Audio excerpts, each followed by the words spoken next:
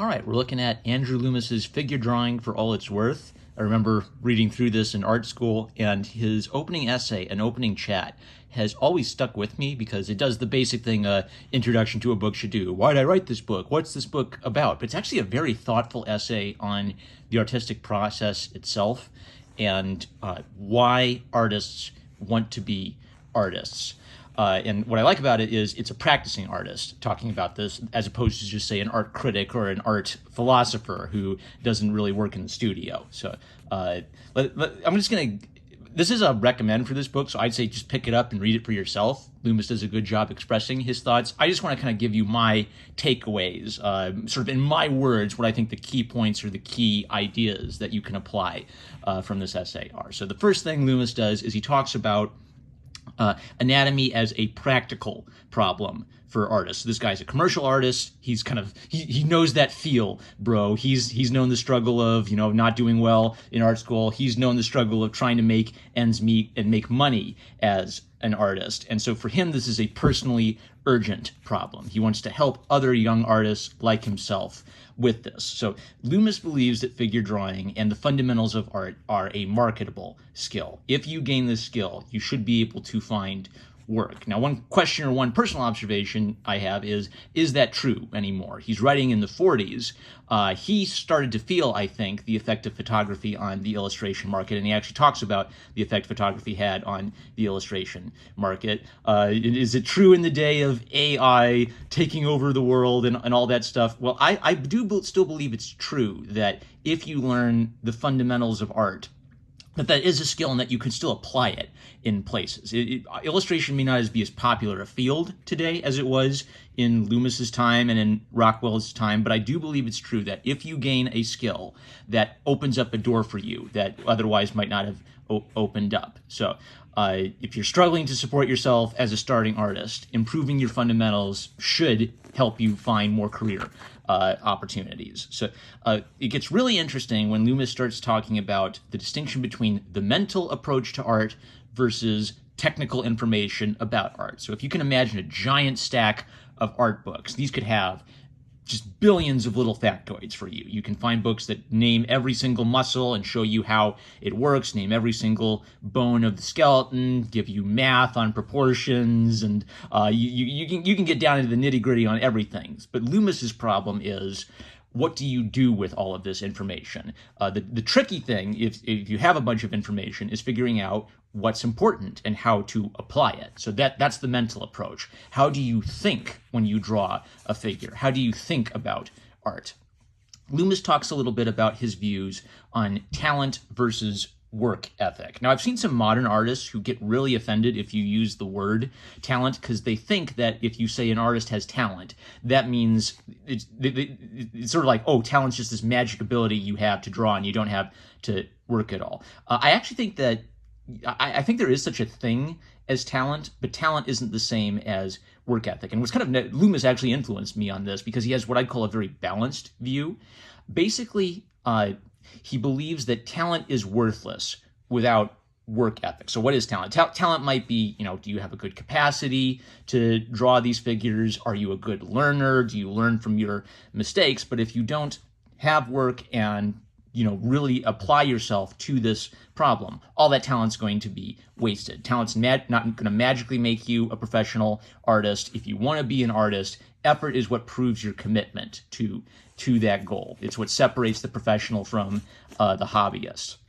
The next question that Loomis asks is, what is it that makes an artist tick? So Loomis believes an artist is someone who wants to say something. They need to express something, but they have to use visual art as their vehicle to say that. So what that means is every inch of your artwork contributes to the whole message that you are trying to say.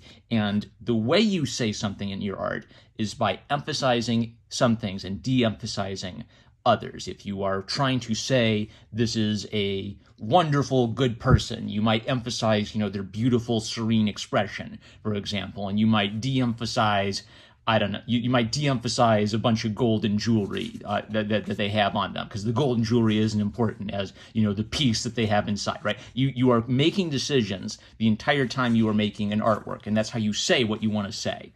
So If you imagine that everything was drawn exactly the same, everybody looks exactly the same, they're dressed exactly the same, they're posed exactly the same way, that's really boring. The way the artist says something through their art is by emphasizing. And Loomis uses the example of maybe like a principal character. If it's a painting of Madonna and the Christ, you emphasize Madonna and the Christ and de-emphasize, secondary characters like the patrons. If it's a comic book, you make your hero, you draw your hero in a way that makes them stand out and look heroic.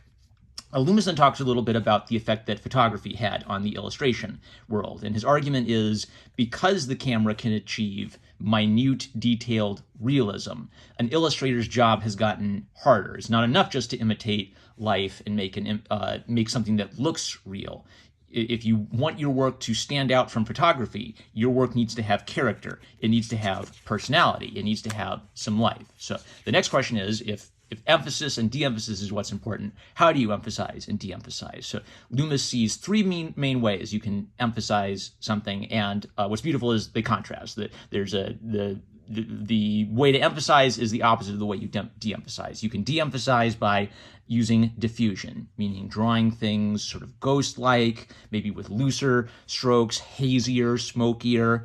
Second, you can use similar values or similar colors. If everybody is dressed in gray clothes and painted with grayish colors, or if everybody is painted in blue, then they're all going to flatten out and look similar to one another, and the one different thing is going to stand out. Third is simplification or omission. So if you have a hero standing in front of a crowd of 1,000 people, do not draw 1,000 realistic, detailed portraits where you draw every strand of hair on their head and every nose hair. Simplify. Do simple little cartoon characters for the background characters. Now, the emphasize is the exact opposite. If diffusion is a way to de-emphasize a character, drawing with clarity, drawing nice, sharp, clear lines, contour lines is a way to emphasize the important person. If similar values flattens characters down, using contrasting black and white or bright contrasting blue and yellow, colors that are opposites, is a way to make something pop and say this is important. If simplification is a way of de-emphasizing, then drawing a lot of extra details is a way of emphasizing this is the important thing. Pay attention to this. Your eye likes details. The most kind of like beautiful part of this essay is where he talks about the artist himself, and I sort of see Loomis's view is in contrast with the death of the artist view. So in the death of the artist view, you make work, but it doesn't really matter what you think about the work. It's how other people feel about your work that matters. And Loomis believes the artist is actually the central point of the art. And in fact, he calls the art a byproduct of the artist's will, of their intention to say something. What I like about this is much more useful if you are a practicing artist. If you're an art theorist, I guess it's sort of nice to think about, all these crazy ideas about art. We don't need to worry about theories. But if you're actually an artist, it's better to have a view of art where you as an individual and what you have to say matters. It's a much better philosophy for practicing your art. And Loomis actually believes that that's not just like a romantic thing. The artist's decisions are what's guiding the final artwork, and they're making decisions throughout the process. Now, Loomis talks about how there's no simple 3-step program to being an artist. He jokes about how when he was a young art student, he wished he could just find a list of things to do, and as long as you do those list of things, that means you're an artist. And what he says he learned over the length of his life and his career is that there is a way you can know if you're an artist, but it's not as simple as like a little rote memorization system. You basically have to learn to develop yourself as a person. You need to take care of yourself physically. You need to take care of yourself mentally. You need to learn courage and humility. You have to have the courage to find your own way, to trust that you have something to say, you have a voice, you have a style, and that style means something. But you also need the humility to learn. You should study other artists. You should learn from your mistakes. You should think critically about your work. And if you can combine these two traits, it's sort of like you become a better person, and as you become a better person, you keep becoming a better artist. It isn't a magic little memorization system. It's more about how you are. Loomis then kind of talks about how you should think of him as a guide, not a god. He's not your dictator. He wants to give you guidance on the fundamentals of art so that you can learn how to apply them. His experience, he wants you to chart your own path using what he's teaching you. Basically, learn the rules so you can learn how to break the rules later. He talks about his view of good and bad drawing, and this might be the most controversial section. Loomis is a very classically minded artist.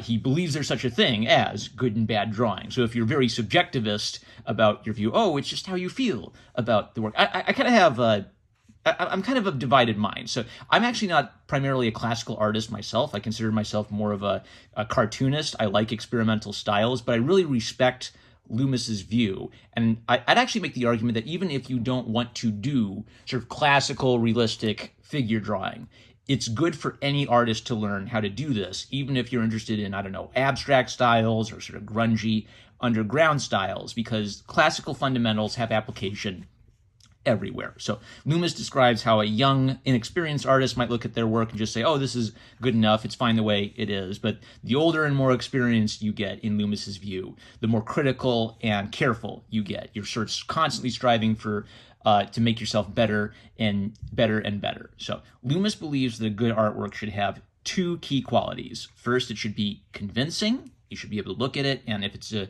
drawing of a woman, you should be able to say, yes, that looks like a woman. And two, it should be appealing. It should be beautiful. It should speak to you. It should say something about the woman other than just being a boring photograph of a woman with a goofy-looking expression. Well, maybe the goofy-looking expression would be appealing, and it would add some humanity and personality to the work. But you've got to have something more than just drawing every little follicle on a guy's chin and calling it there. So what Loomis wants you to do is ask, why are your bad drawings bad? He talks a little bit more about at the career side of things. He believes that learning these techniques is going to open doors for you. It's going to get you more jobs, but he keeps emphasizing this point. Don't just copy. So it might be helpful to copy the masters or to do a careful study of the masters, but if you just do that, you're not going to have individuality. Basically, learning the basic techniques is about your career. It's about giving you the building blocks, but individuality, making creative decisions about what you want to do, is where you make your personal mark on the world. Then he does the classic thing where he kind of sums up what the book is going to be about. We're going to have a chapter on each of these topics and consider them individually. Form and weight, your body has weight to it. It exists in three-dimensional space. Movement, you could draw a person sitting down, but can you draw a person running or jumping through the air? That has a lot of application in comics. Third, the study of light. This is critical because we only see things because of light. So he wants you to consider light all by itself and how light interacts with objects. It's almost like scientifically understanding what light does will help you draw things. And finally, the head, because the head is a big, funny-looking, complicated shape. It needs its own chapter. A lot of human expression is expressed on the face, so it deserves its own spot, basically. A lot of the soul is going to be expressed through here. So his point, though, is that these are just building blocks. You use these to build your ideas about what you want your art to be. And then he closes with some just little practical matters to sum things up. He recommends that you use live models, but he knows that not everybody can afford live models, so he actually wants this book to sort of be like a resource. I probably showed some boobies there. Oh no, don't ban me, YouTube. Okay, but he wants this to basically be like a resource book if you can't afford your own live models. And he's fine if you use photography or reference the old masters if you can't get those live models. It's just for him, it's the highest. He'd much prefer if you could get a live model. Second, he wants you to learn how to draw from your imagination. How do you it's hard to get a model to look like an angel, somersaulting in midair, right? So you might actually, once you understand the figure, you might actually have to start imagining how the figure would be if posed in an impossible situation, for example, or a really dynamic action in your comic. He also wants you to think about the meaning of the drawing. And I thought a while, what does he mean by the meaning of the drawing? I think he means a couple things. I think first he means how drawings are made. So if you just trace one of these drawings, you probably learn a little bit about the kind of marks and maybe the cross hatching he likes to make. But tracing wouldn't teach you how to draw a nude figure as well as drawing live models would, right? So he wants you to understand the process to making your own drawings. And I also think he wants you to think about what gives a drawing emotional weight. Why is a sad drawing sad? Why is a energetic drawing energetic? And the last thing is he talks about different traditional materials. Now, if you're a digital artist, that may not have a lot of relevance to you. I would strongly recommend you start experimenting with traditional materials, because the messiness of the traditional materials, I think, is where you learn a lot of things about, you sort of learn about art by playing with the material that you have to fight a little bit. And he even has this like great line where he says, don't push into the paper, pull along the paper. So if you're a nerd for clever little tips and tricks about different physical materials you can try, he has some of that as well. And that wraps it up. The heart and soul of it, I think, is his view on the importance of the artists themselves. I think that's where it's kind of almost an interesting, in that it contrasts so much with how the philosophical art critic side of the world thinks of things. So if you're looking for a guide to help you build your fundamentals that's also thoughtful about creative expression, that's precisely what Loomis's goal is. Those are my thoughts. Love you guys. Catch you later.